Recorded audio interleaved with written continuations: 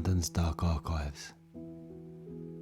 On this channel, we cover true stories of crime, mystery, and intrigue throughout London's history.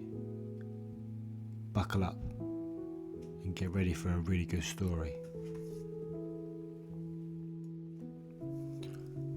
When people talk about gangsters or crime families in 1960s London, one name usually comes up first: the Krays. And that's no surprise really. Two identical twins, enigmatic, sharp-suited, and brooding stares, and a reputation soaked in blood. They craved the limelight, and the limelight came willingly. Celebrities, politicians, the press, all drawn to their carefully crafted legend.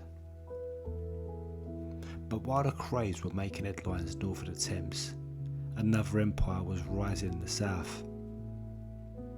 Built not on fame but on fear, not by twins, but by two brothers all the same, Charlie and Eddie Richardson. They didn't seek attention. They didn't hang around with movie stars or try and charm Fleet Street. What they built was quieter, more businesslike, but far more brutal. By the time their operation was at full steam, they was raking in more money than the Krays ever did. Their reach was vast. Their punishments were savage. The Krays might have had the charisma, but the Richardsons had the tools: pliers, electric shock, amputations. Their brand of justice was medieval. So when their time come, the press gave them the name that stuck like blood on concrete: the Torture Gang. The story of the Richardson brothers begins in the shadows of South London, long before headlines and the handcuffs. Charlie Richardson was born on January the 18th, 1934, and his younger brother Eddie followed on January the 31st, 1936. They was born into a working class family in Camberwell, a rough and ready corner of London. It was battered by the Blitz and later by further post-war austerity. Their father, a South London builder, was a man of strong opinions and short tempers. Their mother, always in the background, tried to keep the family together in an house that was often short on warmth, and not just because of the weather. Conditions was bleak.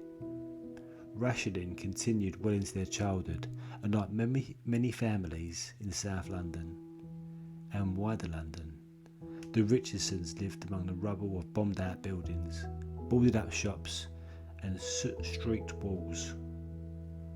Camberwell was a tough place. The kind of place where you had to learn quickly how to look after yourself. And the Richardson boys did. School life didn't suit them. Charlie in particular showed signs early on that he was clever but restless. Authority didn't interest him unless he could control it. He weren't stupid, far from it, but he couldn't be tamed. Eddie followed the same path. The classroom gave way to street corners, petty scams, and the kind of jobs paid in cash and silence. By their teens, the brothers were already cutting their teeth on small-time crime, shoplifting, reselling stolen goods.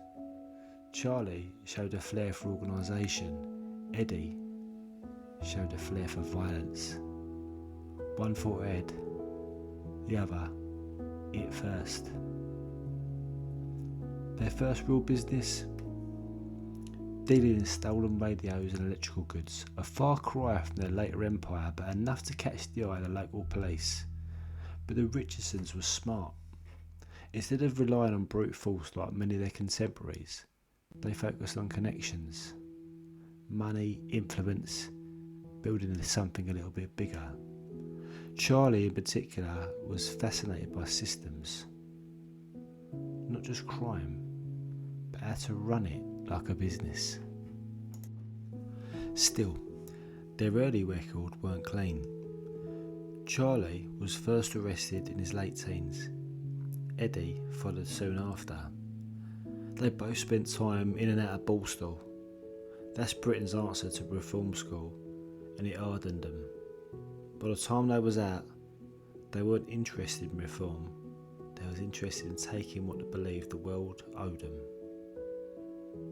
In the 1950s, it was a time of opportunity. The black market was booming, enforcement inconsistent, and people was desperate. If you knew how to work the system and you didn't mind getting your hands dirty, there was money to be made, lots of it. And the Richardsons, they was just getting started. For Charlie, crime wasn't a lifelong ambition, not really. He didn't grow up dreaming of ice and headlines. He weren't from a family of gangsters. He was from somewhere far more dangerous than that. A neutral place. A place where ambition weren't fed. You had to fight for it. You just wanted more. And in post-war South London, more didn't come through school or good behaviour. You had to take it. Those who knew Charlie back then often said the same thing. He was sharp. Very sharp. Not in a loud or flashy way, but in that quiet, unsettling way that lets you know he's already worked out what you're going to say before you've even opened your mouth. Charlie was largely self-educated, but you'd be mistaken for thinking that he was properly educated. He read constantly.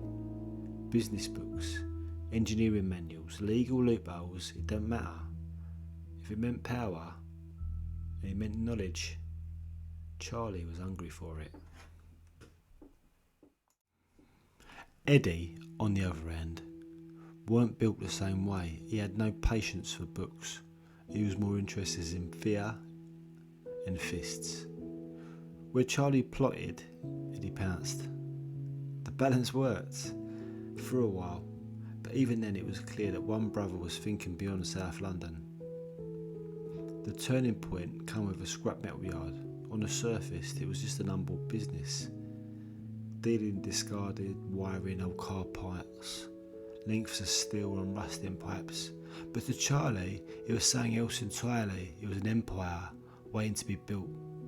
He threw himself into it, not just the trade, but the science.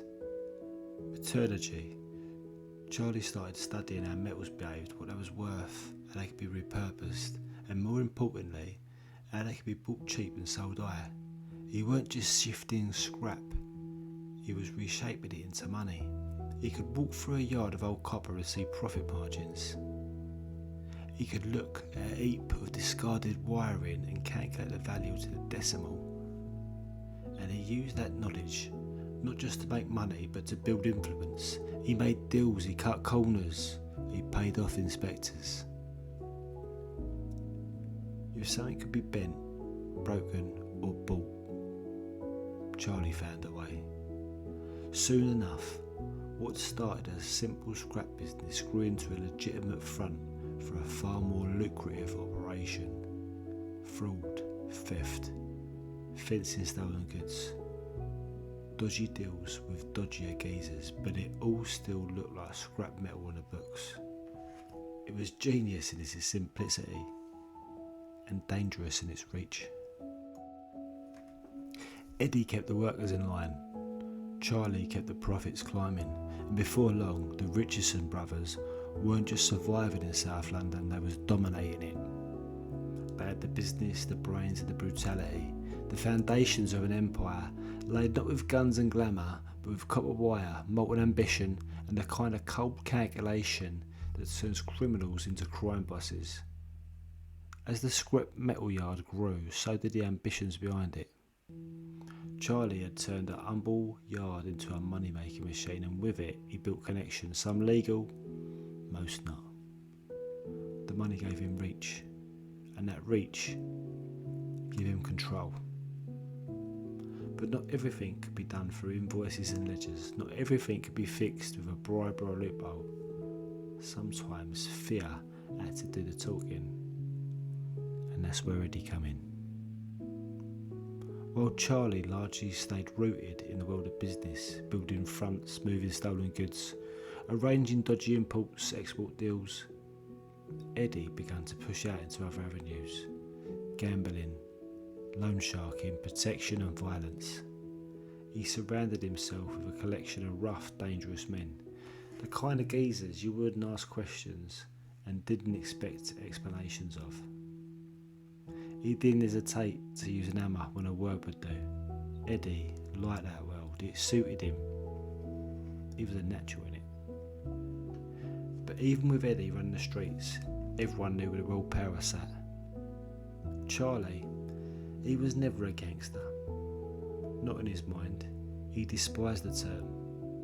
And if he was foolish enough to call him one to his face, you'd like to be picking your teeth out of the floor seconds later. He was a businessman, he'd say. Just one who knew how to make problems disappear. But labels aside, there was no question he was the boss, the mind, the one who gave the orders, and whose orders was carried out without question. Even Eddie, for all his violence, deferred to Charlie. And in the background, behind the business, the brutality, there was a tragedy that haunted them all. There'd been a third brother, Alan, the youngest of the three. He weren't involved in crime, he weren't built for that, but he was part of the family. One summer, the boys went out on a boat. Just a boating trip, harmless fun, until it weren't. Another boat passed by, too close, too fast. The wave it left behind hit them hard. Their boat turned over. Charlie and the others managed to cling on to survive, but Alan didn't make it. He drowned before anyone could reach him. The family was devastated, and Charlie especially took it hard, but not in the way most people would. He didn't break down. He didn't talk about it. He just changed. He hardened. A rage simmered beneath the surface. It weren't wild or chaotic like Eddie's, but it was cold and calculating and permanent. Some say that day on the water was the last day Charlie truly felt anything that weren't anger. So now, there was two Richardson brothers, one with blood in his hands and the other with fire in his eyes, and together they were building something dark, something unstoppable. Next time on London's Dark Archives, we move from copper wire to copper pipes, the kind used in punishment rooms. We meet the lieutenants, the bruisers and the madmen, and we see how a quiet business empire become a name that would terrify London. The Torture Gang is just getting started.